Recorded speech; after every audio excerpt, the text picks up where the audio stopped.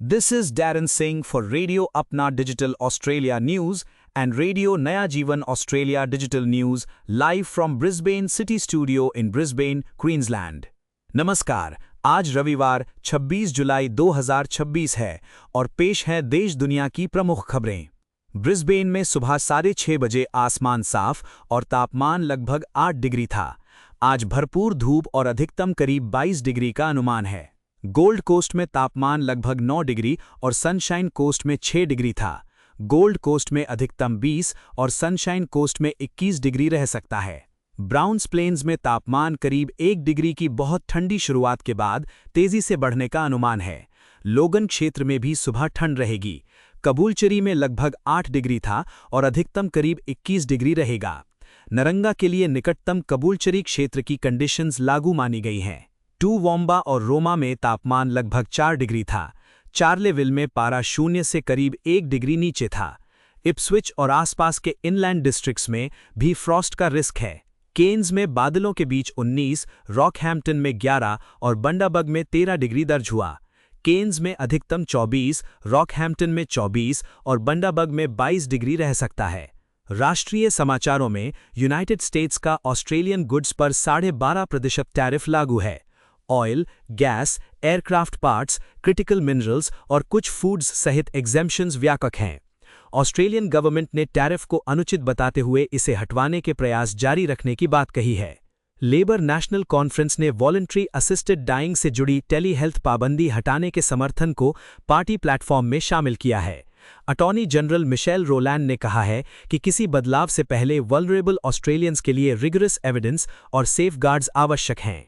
Treasurer gym Chalmers ने कहा है कि सुपर एन्युएशन परफॉर्मेंस टेस्टिंग जारी रहेगी, लेकिन गवर्नमेंट ऐसे रिफॉर्म्स पर विचार कर सकती है जो मेंबर्स के रिटर्न्स सुरक्षित रखते हुए रिन्यूएबल एनर्जी और हाउसिंग में इन्वेस्टमेंट के रास्ते खोलें। किसी प्रपोज्ड रिव्यू को फाइनल पॉलिसी चेंज ना बताया जाए।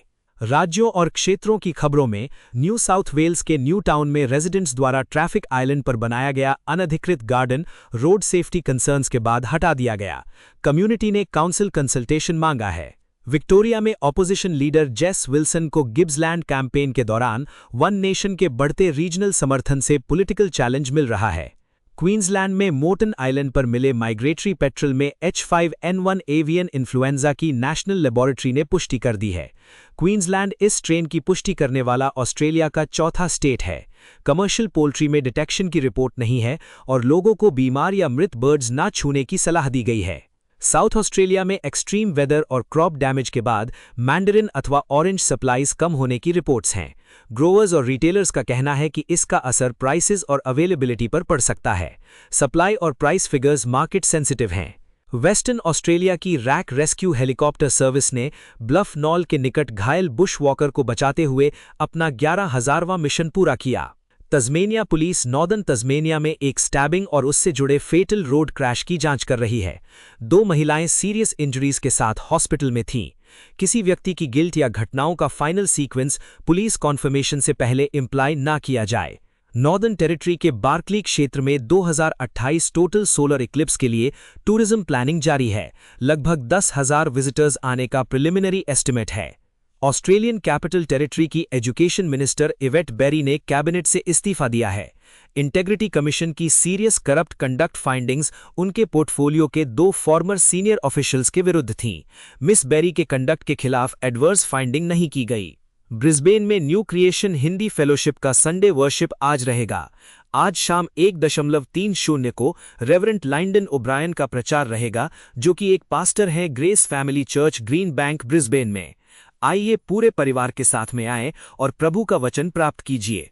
और जानकारी के लिए आप हमारे वेबसाइट पर जा सकते हैं और पास्टर अशोक कुमार को आप कांटेक्ट कर सकते हैं। कल रात सिडनी में Indian Australian idol and dancing star 2026 grand final हुआ। 33 कंटेस्टेंट्स ने मुकाबला किया और ये इवेंट रीजेंसी ऑबर्न सिडनी में हुआ था। इवेंट के ऑर्गेनाइजर अनुज कुमार कुलश्रेष्ठ ने एक और सिडनी में धमाकेदार शो ऑर्गेनाइज किया। धनवी भट्ट, जो सिडनी के एक राइजिंग स्टार हैं, उसके द्वारा गेस्ट परफॉर्मेंस भी किया गया था। बॉलीवुड के वेटरिंग सुपरस्टार कमेडियन राकेश बेड़ी सिडनी आ रहे हैं। उनके मशहूर stage programme message a true message for all your emotions Friday 14 अगस्त 2026 को शाम 7 बजे से Bowman hall Blacktown Sydney में रहेगा। और जानकारी के लिए आप हमारे वेबसाइट जा सकते हैं और विकी पॉल को कांटेक्ट कर सकते हैं। अब फिजी प्राइम मिनिस्टर सितिविनी रबुका ने ग्लोबल फ्यूल और एसेंशियल गुड्स डिस्रप्शन के बीच लोकल फूड प्रोडक्शन तथा लैंड और मरीन रिसोर्सेज का अधिक उपयोग कर नेशनल सेल्फ रिलायंस मजबूत करने की अपील की है। नाइटासिरी के विरिया विलेज में 1.6 मिलियन फीजियन डॉलर्स की इवैक्यूएशन सेंटर प्रोजेक्ट की फाउंडेशन रखी गई है। गवर्नमेंट के अनुसार फैसिलिटी नेचुरल डिजास्टर्स के दौरान कम्युनिटी शेल्टर देगी। वाटोलेले आइलैंड के टाउनोवो विलेज ने यंग पीपल को इलिसिट ड्रग्स से बचाने के लिए विलेज रूल्स, अवेयरनेस और एजुकेशन मेजर्स मजबूत किए हैं। फीजी ने ऑफशोर फिशिंग वेसल्स की निगरानी के लिए इलेक्ट्रॉनिक मॉनिटरिंग सिस्टम का पहला फेज पूरा किया है। फिशरीज मिनिस्ट्री का कहना है कि इससे फिशिंग एक्टिविटी का डेटा और मैरीटाइम ओवरसाइट बेहतर होंगे। फीजी स्पोर्ट्स में न्यूजीलैंड ने पोर्ट मोर्सबी में जूनियर बुला बॉयज को 5-0 से हराकर अपना 12वां OFC अंडर 16 मेंस चैंपियनशिप जीत लिया। डेवी वाली डॉस सैंटोस ने 2 गोल्स किए। फीजी और न्यूजीलैंड दोनों फीफा अंडर 17 वर्ल्ड कप 2027 के लिए क्वालिफाई हुए हैं। ये न्यूजीलैंड का 12वां OFC under 16 men's championship. NSW Waratahs ने बा में फीजियन ड्रुआ विमेन को 34-17 से हराकर लगातार तीसरा और कुल 7वां सुपर रग्बी विमेन्स चैंपियनशिप जीता। फालिकी पोहवी प्लेयर ऑफ द मैच रहीं। Fiji Bulls player Rajnesh Prasad ने ग्लासगो कॉमनवेल्थ गेम्स में reigning world cup champion Sam Tolchard को हराया और फीजी ने शुरुआती 2 मैचेस जीते।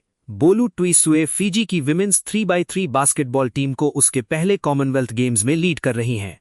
रिजल्ट्स और स्टैंडिंग्स ऑफिशियल गेम्स रिकॉर्ड से अपडेट हों। भारत में एग्जामिनेशन पेपर लीक्स के खिलाफ प्रोटेस्ट्स का नेतृत्व कर रहे प्रतिनिधियों ने सरकार से बातचीत पर सहमति जताई है, लेकिन डेमोन्स्ट्रेशंस जारी रखने की बात कही है। टॉक्स, अरेस्ट्स, इंजरीज और रिस्ट्रिक्शंस रविवार सुबह अपडेट हों। सेंट्रल दिल्ली में प्रोटेस्ट्स के दौरान मोबाइल डेटा और मेट्रो रिस्ट्रिक्शंस से कम्यूटर्स, ऐप बेस्ड ड्राइवर्स और बिजनेसेस प्रभावित हुए। गवर्नमेंट ऑर्डर की अवधि, अफेक्टेड एरिया और लीगल अथॉरिटी सत्यापित हों। HCL टेक और सर्वम AI ने ओडिशा में 142.57 बिलियन रुपीस लगभग 1.48 बिलियन अमेरिकन डॉलर्स का AI डेटा सेंटर बनाने की घोषणा की है। अप्रूवल्स, स्टेट असिस्टेंस और construction time table final verification के अधीन हैं। मिडिल ईस्ट सप्लाई डिस्रप्शन के बीच इंडिया के रिफाइंड पेट्रोलियम एक्सपोर्ट्स जुलाई में लगभग 15,50,000 बैरल्स पर डे तक पहुंचने का अनुमान है। एशिया की ओवरऑल फ्यूल अवेलेबिलिटी सामान्य स्तर से नीचे बताई गई है। भारतीय खेलों में 15 वर्षीय वैभव सूर्यवंशी ने 19 बॉल्स में अपना पहला इंटरनेशनल 50 सेंचुरी बनाया और इंडिया ने जिम्बाब्वे को 7 विकेट से हराया। इंडिया को 2026 Asian Games men's cricket tournament में नॉकआउट स्टेज में डायरेक्ट एंट्री मिली है। विमेन्स क्वार्टर फाइनल में डिफेंडिंग चैंपियन इंडिया का सामना होस्ट जापान से होगा। पाकिस्तान में मॉनसून फ्लड्स से डेथ्स, डिस्प्लेसमेंट और इंफ्रास्ट्रक्चर डैमेज की रिपोर्ट्स हैं। Province wise deaths, missing persons और relief totals national disaster authority से मिलाए जाएं। पाकिस्तान चाइना सपोर्टेड इनिशिएटिव के तहत US और ईरान के बीच स्टॉल्ड टॉक्स दोबारा शुरू कराने की संभावनाएं तलाश रहा है। ये डिप्लोमैटिक एक्सप्लोरेशन है, सीज फायर या फॉर्मल नेगोशिएशंस की कंफर्मेशन नहीं। नेपाल ब्यूरो ऑफ स्टैंडर्ड्स ने पेट्रोल में एथेनॉल ब्लेंडिंग से पहले ड्राफ्ट फ्यूल क्वालिटी स्टैंडर्ड्स जारी किए हैं। फाइनल ब्लेंडिंग रेशियो और कमेंसमेंट पॉलिसी अप्रूवल के अधीन है।